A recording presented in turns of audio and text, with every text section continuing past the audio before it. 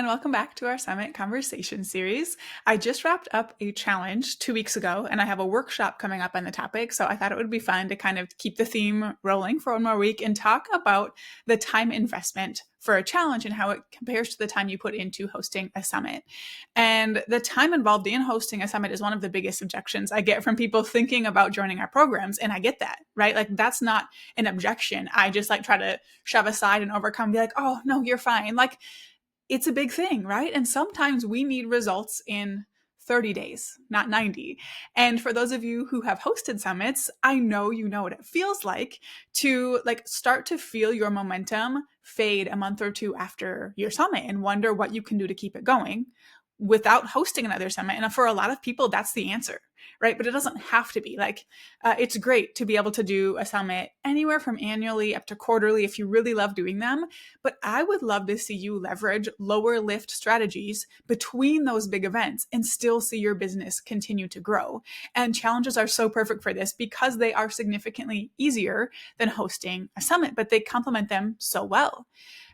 Summits are powerful, right? Like the most powerful strategy I've ever used in my business, but they also mean managing 20 plus speakers, creating 13 or more pages on your website, this complicated funnel, coordinating all kinds of moving pieces.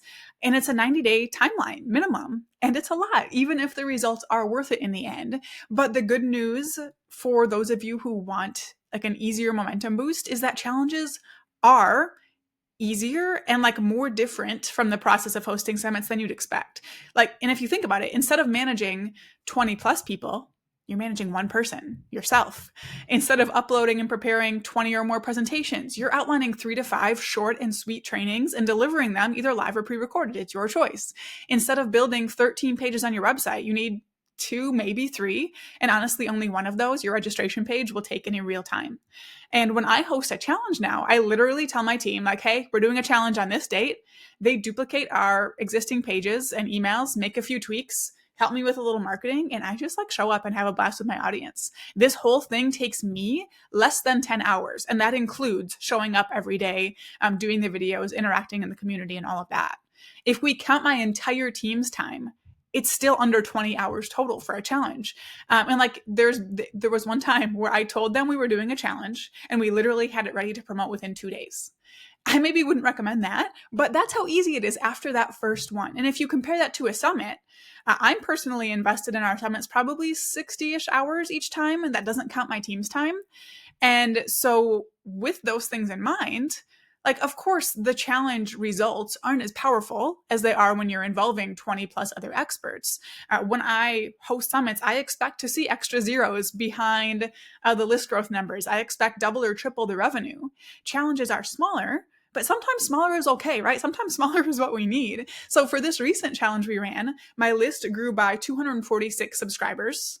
We had a little over 400 people total signed up for the challenge, and I made just over $26,000. And I felt pumped and energized afterwards instead of feeling like I need a break. Energized enough to turn around and create this workshop I'm going to talk a little bit about at the end from scratch, including all the marketing for it within a couple days, right? I was pumped. I was ready to go. Are those 246 new subscribers and $26,000 summit level numbers?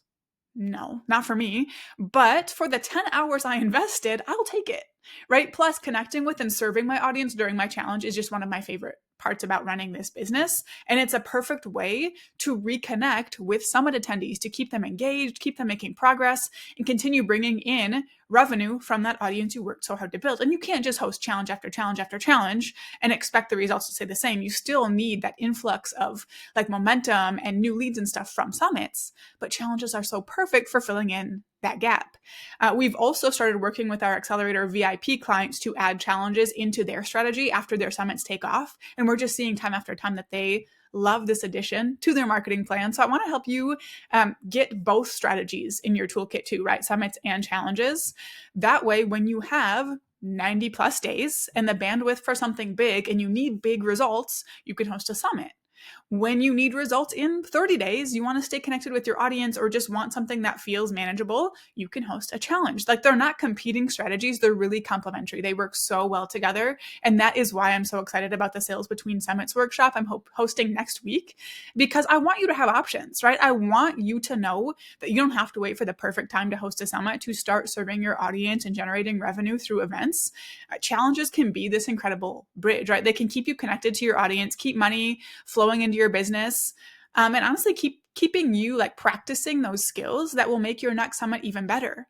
And also, for those of you who feel like summits are too big, if you kind of need a stair step, challenges are a great introductory like way to take one more step toward hosting a summit, right? You're going to practice a lot of the skills that you'll need for your summit. So if you've been thinking that you know you need to do something, but a summit feels like too much right now, or maybe you hosted a summit and you just feel your momentum fading, this workshop is exactly what you need. So I'm going to have the link to sign up for that in the email if you're watching on Loom, or in the show notes or video description if you're watching or listening somewhere else.